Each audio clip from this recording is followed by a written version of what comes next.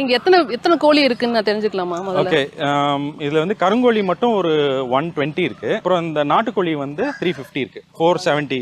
இந்த கோழிகளை பராமரிக்கிறதுல வந்து என்ன மாதிரியான ஒரு மெனக்கெடல் இருக்கும்? அண்ட் இது வந்து முட்டைக்காக மட்டும் தான் வளர்க்குறீங்களா இல்ல கறி கோழியா? கறிக்கும் வளர்க்குறோம், முட்டைக்கும் வளர்க்குறோம். இதுல பாத்தீங்கன்னா இந்த கோழிங்க ஜென்ரலி வருஷத்துக்கு ஒரு 240 முட்டை நம்மளுக்கு கொடுக்கும். அவ்வளவுதான் கொடுக்குமா? 240 முட்டை தான். ஆமா, ஃபர்ஸ்ட் 4 months அது growthல இருக்கும். Okay. அந்த பருவம் வர வரைக்கும் அது growthல இருக்கும். 5th monthல தான் அது வந்து ஈல்டுக்கே ஸ்டார்ட் ஆகும். அது ஸ்லோவா ஸ்டார்ட் ஆகி 6 month பீக் ஆயிடும். சோ அந்த ரெஸ்ட் ஆஃப் த 6 months தான் நம்மளுக்கு அந்த 240 எக்ஸ்ன்றது நம்மளுக்கு ஓகே. ஆனா 240 அப்படிங்கிறது வந்து கொஞ்சம் கம்மிங்கிற நினைக்கிறீங்களா? இல்ல, இதெல்லாம் வந்து லேயிங் பிரீட்ஸ். ஸோ இது வந்து முட்டைக்குன்ற இந்த தான் வளர்ப்பாங்க. மற்ற எல்லாம் வந்து கறிக்கு வளர்க்குறது. அதெல்லாம் பார்த்தீங்கன்னா 150 140 எக்ஸ் தான் கொடுக்கும்.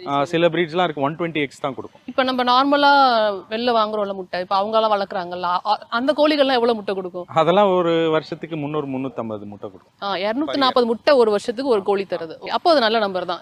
நம்ம கிட்ட 300 கோழி இருக்குன்னா close to about 200 to 220 X per day.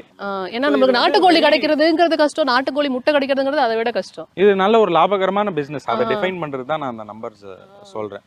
So நாங்க இப்போ பருவத்தில் இருக்கிறதுன்னு பார்த்தீங்கன்னா அபவுட் ஒரு 200 கோழி இருக்கு. அதுல வந்து அபவுட் 120 to 130 எக்ஸ் ரெகுலராகவே எடுக்கும். ஓகே, டெய்லியுமே. இப்போ பீக் ப்ரொடக்ஷன் இன்னொரு 1 monthல வந்துடும். அப்போ வந்து பார்த்தீங்கன்னா எங்களுக்கு ஒரு 250 to 260 எக்ஸ் மினிமம் வரும், ஒரு நாளைக்கு வரும்.